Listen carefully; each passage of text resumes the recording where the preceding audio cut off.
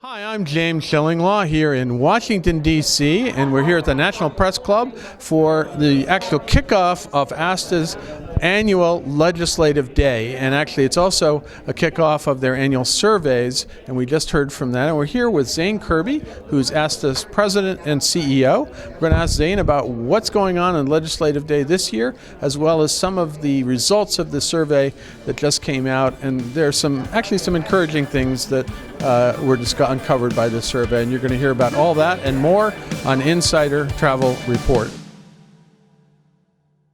Zane, first of all, great to see you. We haven't seen each other since I guess it was the ASTA River Cruise Expo, which was a great success for you. And here we are at ASTA Legislative Day, and we're the kickoff. And tomorrow you're going to go up to the Hill to kind of lobby for travel advisors. And actually, one of the biggest issues you had actually disappeared, which was the inbound testing requirement. So, talk a little bit about that. First of all, the importance of that. Yeah, such a collective sigh from everyone in our organization and travelers across the world that the inbound testing requirement for flights into the United States is finally rescinded.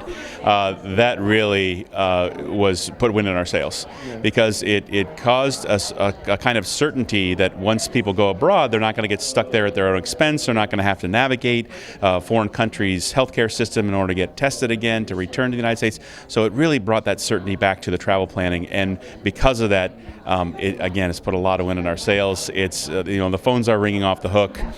We are seeing enormous double-digit growth to places like Western Europe, the Caribbean, and Mexico, and even in South America and other places are still experiencing extraordinary growth because of it. So inbound testing, thankfully, is in our rearview mirror.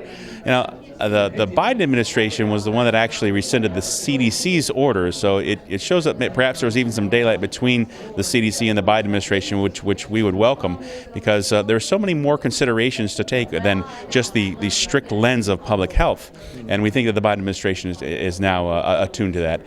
We are going up the Hill tomorrow. There's still enormous priorities that we have. Well, that's what I was wondering. What are the priorities? That was the big one, and a year ago, boy, it was actually survival last year, but it still involves a little bit of survival, though, because you still want some measures that you had bills that you were trying to support, some kind of evaporated. Now you got to get back on the schedule. Talk a little bit about what you're going up to the Hill for tomorrow. Yeah, there are House and Senate bills that both would restore the employee tax retention credit, the employee ERTC.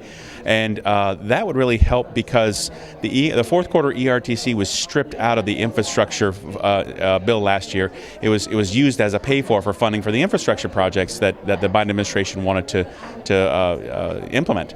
So we have been working with Congress over the last 12 months to get them put back in. And thankfully there are two. There's both a House and a Senate bill that are going to do just that. They're going to give our members who have employees access to this ERTC. For fourth quarter last year. It's a rich program. It means that if they paid employees in the last quarter of last year $10,000, they could get a $7,000 credit for those wages directly from the IRS. So it's a great rich program. Our members have been desperate to hire, to train employees, to keep them. Which has been a big issue right now. Right? It's a massive issue. So in order to kind of honor the hiring that they did when they knew that this program was in place and they could take advantage of it for the first 3 quarters of the year, it seems strange to sort of pull this back at a time when our industry is still just trying to find its sea legs. And actually, as you mentioned during the session just now, that hiring, finding new good employees and good independent contractors is a challenge post-pandemic. Right? It's a challenge across the entire travel industry. We're seeing it in the hotel side, even TSA as well as the airlines. Everyone's having a challenge finding talent. So one of the other things, though, that the pandemic revealed is that the CDC kind of became the de facto Department of Transportation. So we actually have Commerce, we have Transportation, and we also have the CDC. So we actually, there's a move afoot in Congress to create a cabinet-level position within the Commerce Department whose role it would be to oversee and manage travel.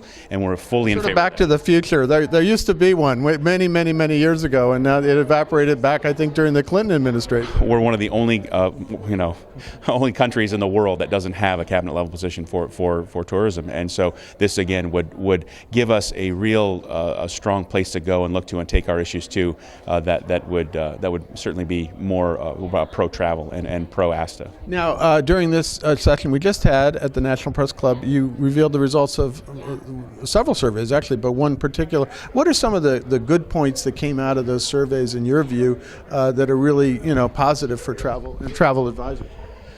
First off, travel obviously continues to be really complicated, and because of those complications, consumers have awakened to the need to get professional advice and to work with a travel advisor. I mentioned in one of my remarks that the beginning of the last decade, it was up to 90% of people were doing all of travel on their own, and with about 10% using travel advisors. That number is now up to 45% of people who are saying, hey, you know what, travel's really complicated. I'm going to need more professional advice. Our chairman, Mark Casto, said that for the calls that they are taking at Flight Center, that the booking time is longer and that there's twice as many calls and twice as many emails, but that is because people need more assurance. And working with a professional travel advisor is good. So it's good to be a travel advisor.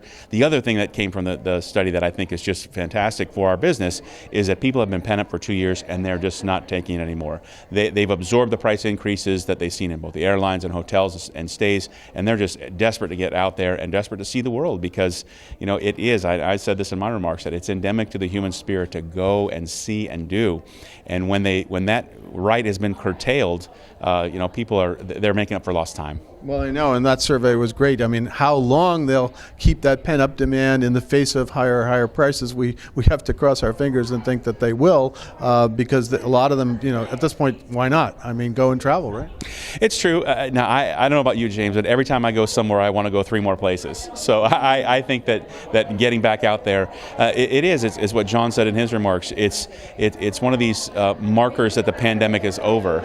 And because of that, I think it's going to help people feel normal again and want to continue doing it. So I don't have a crystal ball. I can't tell what prices are going to do, but I think that those will moderate over time. But I don't know that it's going to quench people's thirst to travel. And of course, this week we're hitting with yet another slew of airline cancellations, delays. So people want to travel, but very often, in fact, some of the folks here who came down to go to this event, this lobbying sessions, couldn't get down here, or they were delayed. Now, what can ASTA do with the airlines to sort of get on the same page and try to get things going? Yeah, it's a real problem, and it's not just with the airlines, or the TSA as well, and there's certainly different choke points at airports, and our plea today with our airline partners is that as soon as they know something, why they communicate better. It's better. It's faster and more timely communication. Our members they're working diligently for the traveling public, but when someone gets to the airport and the flight has been canceled, and it just the snowball effect starts to occur, it's just really hard for everybody. So the more advance notice we can get on canceled flights or postponed flights, the better off it's going to be for everybody. Well, I took the train down here, so that didn't bother me that much. Anything else you want to say to your members, to other travel advisors out there about ASTA today, what you're trying to accomplish this legislative day, and of course you have upcoming your conference in San Francisco, right? Well, we'd love to see more people in San Francisco. That's wonderful. It's the end of August, 23 to 25, if I'm correct. But I think the main thing I'd leave you with is that there are rules of the road that are being set by our elected officials. That's just how democracy works. And you really owe a debt of gratitude to the 235 travel advisors who have come here from 47 states to make sure that our elected officials have a living, breathing example of a travel advisor, and they understand the issues that are affecting our business. So we're grateful that so many came. Again, this is a record-setting year, but we'd love to see more folks at Legislative Day, and obviously more folks at our global convention. Well, Zane, first of all, thank you for taking the time to speak with me. It was great to be down here. It's a great networking event, actually, at Legislative Day. A lot of good people come down here, a lot of great travel advisors, a lot of industry people. It really has become a date on the calendar you have to be at, as well as the ASTA conference every year, which is incredible. Again, thank you so much, and we'll look forward to seeing you in San Francisco. Sounds great. Thanks, James. Great to have you here. I'm James Shillinglaw, and this is Insider Travel Report.